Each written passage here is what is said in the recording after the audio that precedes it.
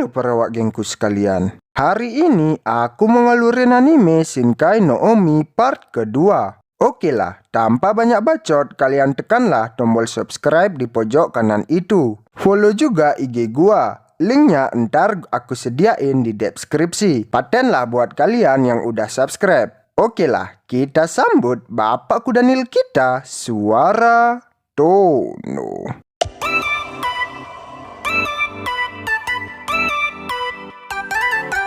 Cerita ini berlanjut saat Seichi diajak gorila itu ke sarangnya. Gorila itu menyediakan makanan untuk Seichi. Seichi pun tak mau memakan makanan itu. Ia meminta agar ia dilepaskan saja. Gorila itu pun menolaknya. Ia menganggap Seichi adalah suaminya.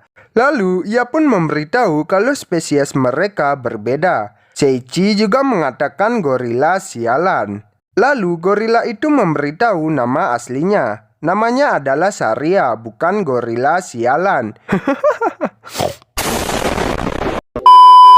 Lalu tiba-tiba perut Seichi berbunyi. Ia pun memakan makanan buatan Saria. Terlihat ia sangat menyukai makanan itu. Terlihat Saria sangat bahagia mengetahui Seichi menyukai makanannya. Singkat cerita, setelah selesai makan, Seichi menanyai Saria kenapa ia bisa berbicara. Padahal ia seorang gorila. Lalu Saria pun menjelaskannya. Penyebab ia bisa berbicara karena berkat buku yang ia temukan di gua dekat sarangnya. Setelah itu, Saria pun menunjukkan buku itu. Ia juga menggoda Seichi, hingga Seichi kesal sendiri. Ah, wakatta! Hontou wa watashi no koto Sariaじゃなくハニーって呼びたいんでしょ。今に見てろ。絶対に逃げ出してやるからな。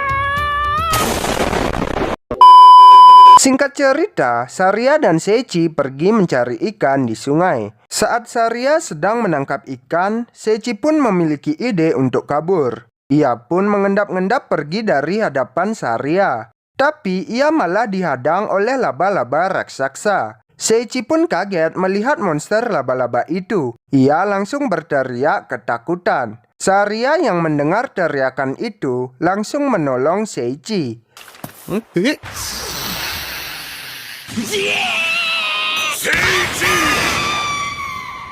Setelah itu, Saria bertanya apakah Seichi baik-baik saja. Seichi pun mengiyakannya. Terlihat Seichi mulai sedikit menyukai Saria. Aduh Seichi. GWS ya bro.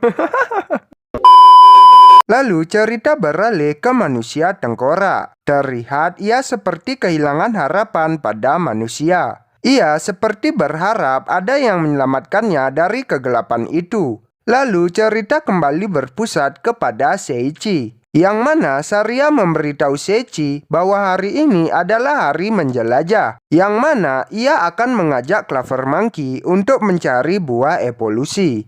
Lalu Saria menanyakan apakah Seichi tahu buah evolusi. Seichi pun pura-pura tak tahu. Lalu Saria mulai menjelaskan tentang buah evolusi. Buah evolusi dapat membuatmu menjadi kuat. Ia juga mengatakan kalau memakan lebih dari 11 buah evolusi bisa menyebabkan kematian. Terlihat Seichi yang mengetahui hal itu kaget. Untung saja ia baru memakan 10 buah evolusi. Sama halnya dengan Saria yang memakan 10 buah evolusi. Terlihat Saria sangat kesal kepada pencuri buah evolusinya yang telah dikumpulkan para Clover Monkey. Padahal ia berencana akan memberikan buah itu kepada calon pasangannya. Ia juga berjanji akan membunuh orang yang mencuri buah evolusinya. Lalu Seichi yang ketakutan mengaku telah mencuri buah milik Saria. Ia juga meminta maaf kepada Saria. Saria pun memaafkan Seichi, asalkan ia mau menikah dengannya. そして奪ったやつ殺す。すみませんでした。盗んだの俺っす。なんだ、聖域だったの？なら許す。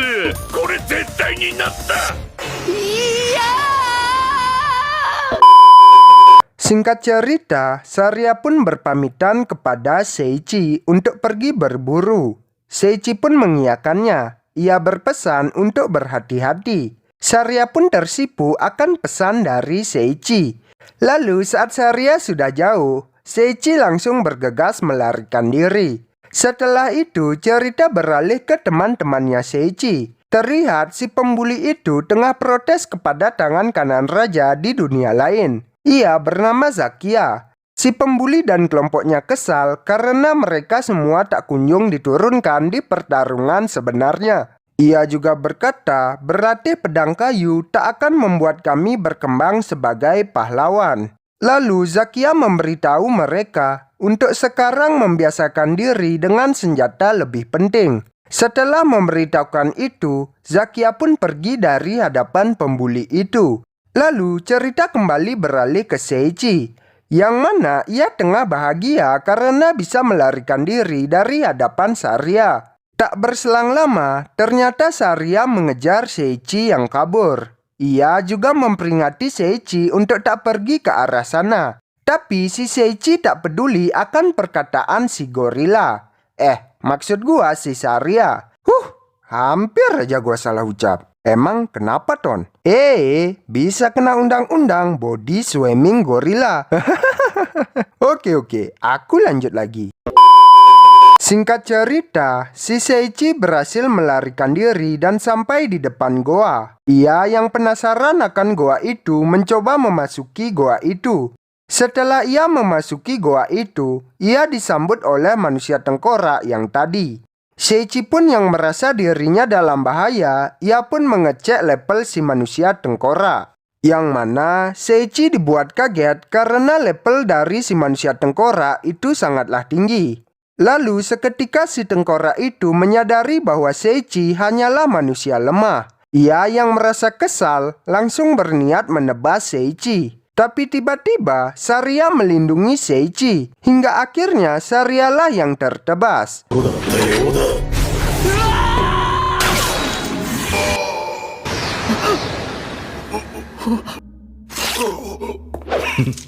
Setelah itu, Saria terjatuh di pelukan Seiichi. Kayaknya nih cerita cocok pakai judul FTP.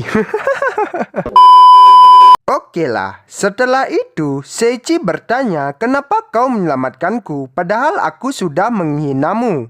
Saria pun berkata, karena kau adalah orang yang baik. Ia juga meminta Seiichi tersenyum sebelum ia mati. Dan Seiichi pun menurutinya. Lalu si tengkorak itu menghina hubungan Seiichi dan Saria.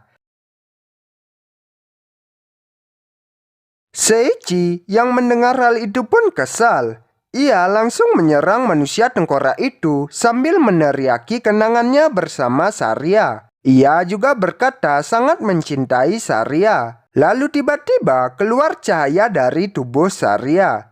Seiichi yang mengira tubuh Saria akan lenyap, ia pun semakin marah. Hingga akhirnya ia pun berhasil menusuk manusia tengkorak itu hingga tewas.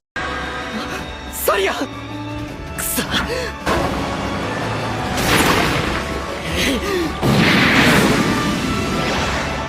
Nani?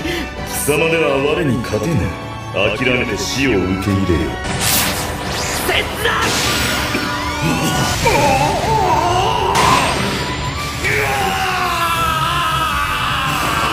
Lalu sebelum tengkorak itu mati, ia mengucapkan terima kasih kepada Seiichi. Karena Seiichi telah menunjukkan artinya cinta sejati. Lalu si tengkorak itu pun tewas tak kawas-kawas. Setelah itu, Seiichi menghampiri Saria yang dipenuhi cahaya. Saria pun mengatakan ia sangat ingin menikah dengan Seiichi. Seiichi yang mendengar hal itu menangis. Ia pun langsung mencium si Saria yang membuat kalian yang nonton muntah.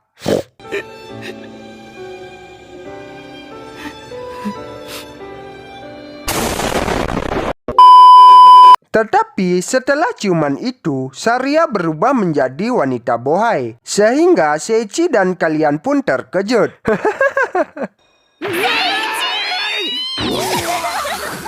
Masaka Saria nanoka? Setelah itu, Seiichi pun membuka item yang ia dapatkan. Setelah mengalahkan si manusia tengkorak, yang mana ia mendapatkan pakaian dan langsung memberikannya kepada Saria. Lalu setelah itu, ia mendapatkan skill kamuflase, asimilasi, dan kawaskitaan. Seiichi juga mendapatkan sihir hitam yang bisa ia gunakan. Lalu, terdengar lagi suara memulai evolusi, yang membuat si Seiichi harus menahan sakit lagi. Setelah evolusi itu, wajah Seiichi berubah sangat tampan, yang membuat si Saria memujinya. Setelah itu, Seiichi pun berencana meninggalkan hutan itu. Ia juga mengajak Saria. Lalu tiba-tiba muncul kucing yang bisa berbicara. Ia mengaku sebagai pemandu labirin ini. Alasan ia menemui Seiichi karena ingin memberikan hadiah, yang mana ia memberikan 1 set budidaya buah evolusi dan 1 set perjalanan 10 hari. Setelah itu, ia juga memberikan baju untuk Saria dan helm untuk Seiichi. Ia mengatakan kalau helm itu bermanfaat. Lalu ia pun mengirim Seiichi dan Saria keluar hutan.